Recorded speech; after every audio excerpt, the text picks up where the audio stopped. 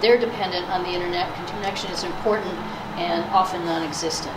Telemedicine in communities that can really benefit from it, access to education opportunities, just being connected to the world socially is critically important for so many people in Maine, and it's got to be fast, and we have to do more about it. Maine has made some gains, and I think many of the people in this room have been a part of that.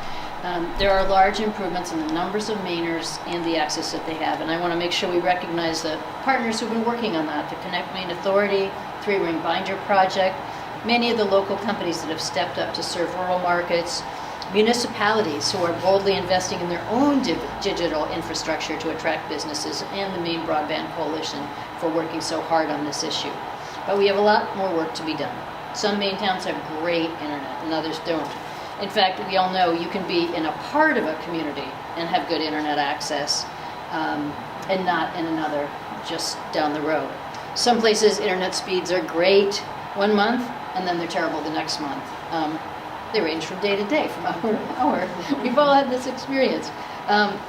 We really need more competition everywhere. Some areas only have one provider to choose from, and a lot of Mainers don't know what is to access what is considered broadband, 25 megabits per second or greater.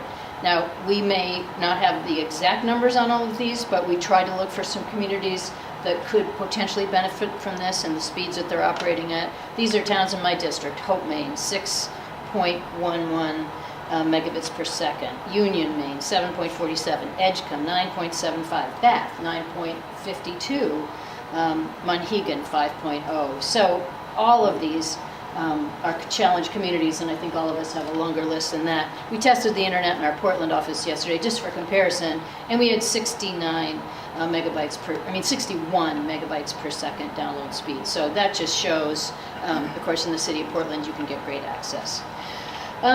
We're hoping that this funding will be there to fill some of the gaps, make it a little bit more of a level playing field, and I'm really proud to say that I've been an advocate for this on the Appropriations Subcommittee, which appropriated the funding for it. And I've also supported some other funding that we hope to have available next year. That's been authorized through the Farm Bill, which, as you know, just passed Congress. That's $350 million annually, which is a huge increase from where it was. I think it shows that then there's been broad bipartisan support. So many people represent communities that don't have access and understand it, and we're really looking forward to working on getting the funding for that other program today. But just to be sure, I'll know what we're talking about. Today is the Reconnect program, $600 million. It's out there. It's targeted on bringing small communities with internet speeds of less than 10 megabits per second up to 25. First application deadlines are at the end of April, so we don't want to waste any time here. Eligible groups are businesses, nonprofits, cooperatives, and municipalities. My office is here. Raise your hand if you're here from my office. It's half the office today. It's half of our extensive staff. But this is something we put a focus on, helping in any way we possibly can when there's a federal grant, writing a letter, helping with the application, helping if there are confusing requirements that maybe we can better understand, and making sure that there aren't requirements that restrict it in a state like ours, because Maine should be the state that is tailor-made for accepting these grants. USDA Rural Development in Maine, their office will be working on the program here. State Director Tim Hobbs couldn't be here today, but they are also, of course, a great resource. USDA is going to be holding webinars in the end of January, and we can get you all the information that you need. We can get anybody who wants it help and assistance in any way. So we're happy to take a lot more questions, but I just want to turn it over first to Heather Johnson, the Connect Maine Director, and you can hear a lot more about what's going on. So good morning. The Connect Maine Authority, in case some of you may not be familiar with, is administered by the Department of Economic and Community Development, and our mission is to expand broadband access throughout the state of Maine. So that's both infrastructure capacity as well as people taking advantage of that capacity. So Maine has a statewide broadband action plan. We've had a great partnership with providers and communities over the course of the last kind of 12 months that we've worked on developing this plan to get communities, like Congresswoman here just spoke about, access. How do we get them access? How do we get them what they need to meet their economic goals? We believe through this process that we have about 40,000 households that meet the USDA Reconnect program's eligibility criteria. If you don't know if your community meets that criteria, give us a call. Call Tim Hobbs at the USDA office, call Congresswoman Pingree's office. We're all here to help determine that. And what we found a lot is it's not potentially not an entire community, but sections of a community that will be eligible, and we can work with you through that process as well.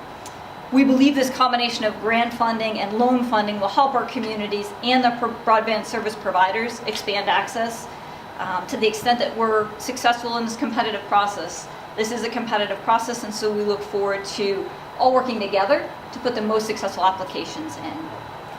So with that, I'm going to turn it over to Carlos from the Three Bridged Islands Project to give you a little bit of a community perspective. Hi, I'm Carlos. I'm representing the Three Bridge Island Project. Three Bridge Island Project is that compromises the bridged islands of Arousik, Georgetown, and 2 years. It's been, once we realized that the burden of bringing municipal broadband, the type of broadband that will ensure the viability of our community, rested squarely on the local communities, we formed a citizen group that's been working to accomplish that goal. We've proceeded all the way to construction, and we're at the point now where we're really seriously trying to figure out how we're going to pay for this thing. Programs like this are crucial for us. They're crucial because one of the things that's been clear as we've talked to the select boards of our towns and the residents of our towns is that these projects need to be done in ways that are do not create an undue burden on the financial health of the communities or the residents. They also have to be done in a way in which we are able to provide service that's accessible, and that means at different pricing levels, so that every citizen who's contributing feels that this project actually will benefit them. In order to do that, we need to pursue a variety of different functions. The projects need to be viable on their own, but we need to pursue other ways of grabbing money, whether or not it's grants, which reduce the overall cost of the project to a point that it's viable, or whether or not it's low-cost loans. And so we've been really excited Connect Maine over the last 2 years, some of the things the state has considered, and also we're really happy that the USDA money has come through so that this program is now available for us. There are still challenges for accessing some of these programs for us, although we are the type of community that has, for the most part, has only one provider. The 10-1 standard does create a complexity for us that we need to understand how to cut up our project in ways that we can access the money. But we are really optimistic that we'll be able to do that. So we're really excited that this money is coming down the pike. We're hoping more money comes down the pike, and we're also hoping to continue to get more support at a state level as well, so we can sort of accelerate our efforts and tie into other efforts around the state. Thanks. And now I turn it over to Peggy. So my name is Peggy Schaefer, and I am the co-chair of a statewide coalition. And I want to say, just like Bodenham, who are working on this diligently. I'm sorry, Bodenham is one of the communities, but just like Three Bridge Islands, these projects are happening all across the state. They're happening in Stonington, they're happening in Dixfield, they're happening in Fort Kent.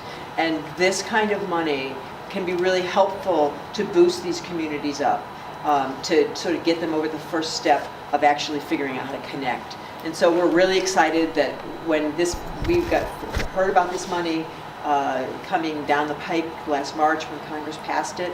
I would say it was really great to have leadership on our congressional delegation.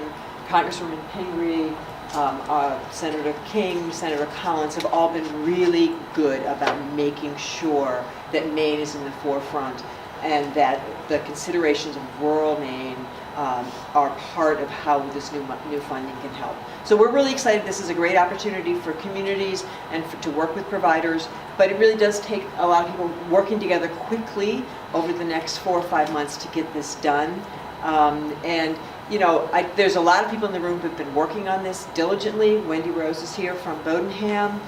The other people from the Three Bridge Island, Don and Peter, the TAM Association, which is the Telephone Association of Maine, who've been working with their members all across the state.